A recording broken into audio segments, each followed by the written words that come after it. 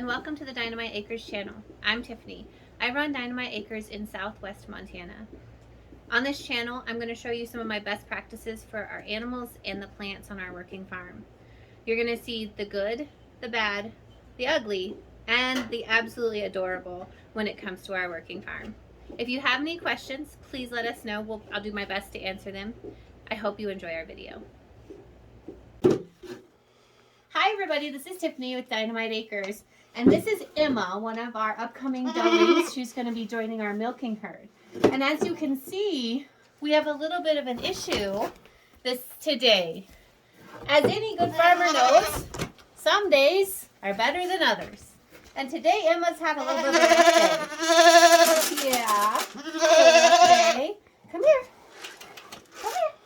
Come here. So Emma was dehorned at a very young age. And when you dehorn a goat and it doesn't take, you don't get all of the horn out, you end up with something called scurs. So both of her horns are actually scurs. And today, I'm not sure where, but somewhere in her pen, she hooked one of the scurs and she pulled it off. This is a very common problem with scurs. It can be rather frightening. You go out there and your goat has a bunch of blood on it.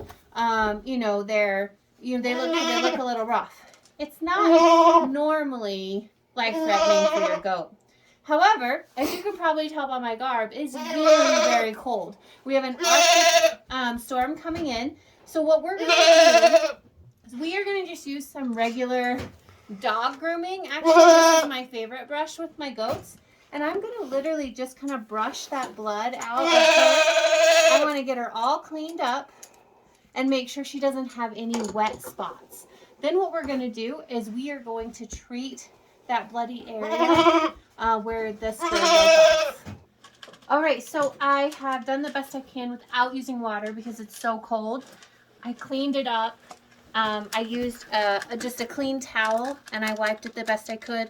I made sure she didn't have any other lacerations or any other injuries. She just has some discomfort due to the blood is wet, obviously, and it's really cold.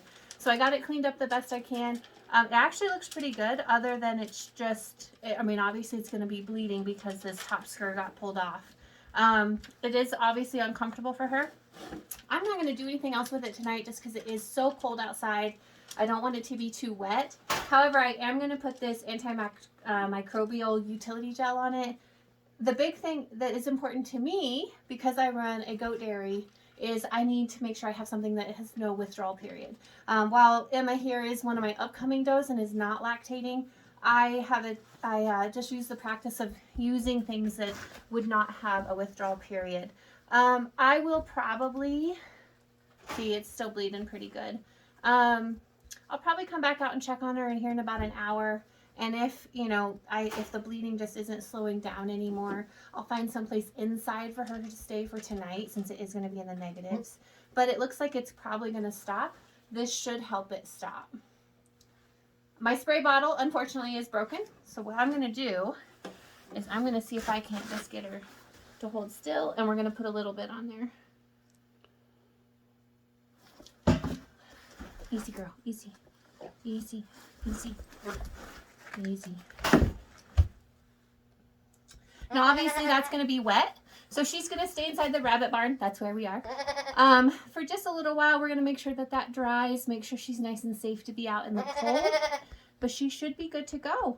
We'll give you an update tomorrow and let you know how she's doing. All right, so we went out and we did some more chores and we let Emma here just hang out in the rabbit barn, and it's concerning me a little bit. Every time she bumps her scur, it starts to bleed again, which it's not the end of the world. I'm not really worried about her. However, we live in southwest Montana. So we have mountain lions and we have wolverines and we have bears, and on occasion we have a wolf that comes through. So I'm not real keen on the idea of her having fresh blood overnight right now while we have our predators running around. With it being this cold, they're always looking for something to eat. So we have her all set up in this kennel. I love these kennels. I have 2 of them. I use them for everything. My huge goats, my older goats, they don't fit in there very well. They do for short periods of time. But like little Emma, she will be just fine in here in the rabbit barn overnight. As you can see, she's really nibbling on her straw, silly goat. She has some hay back there in the back. I don't know if you can see it, but we also have some water in there with her, so she is all set. She is in the rabbit barn with the very spoiled rabbits. We have a economical heat source in here that heats it to just above freezing, regardless of what it is outside. We are about to have negative 25-degree ambient temperatures with more wind chill. We'll probably be at negative 50, negative 60-degree wind chill on Wednesday and Thursday this week, so in the next couple of days. And I know that my bunnies' water bottles will not freeze, and so I know that Emma will be nice and safe in here. She won't get frostbite from the wet blood, and she'll have that time that she needs to heal.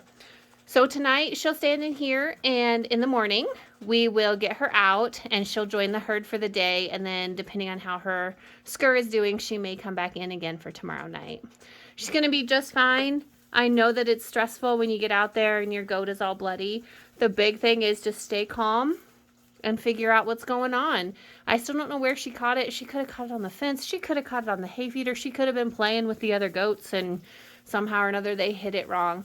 It's unfortunately just part of Scurs on a goat, or even horns. Sometimes in occasion they can't even break their horns. And similar to our head wounds, they just bleed a lot. So just watch them, and you know, as you can see, she's not really in that much distress. She didn't like me pouring the medicine on it earlier, probably because it was cold. But she is doing well and as spunky as ever. All right, we'll give you an update tomorrow. Thanks. Welcome back, everybody. This is Emma and her broken Scur. And as you can see, it has capped off nicely. There's been no bleeding for the last 24 hours.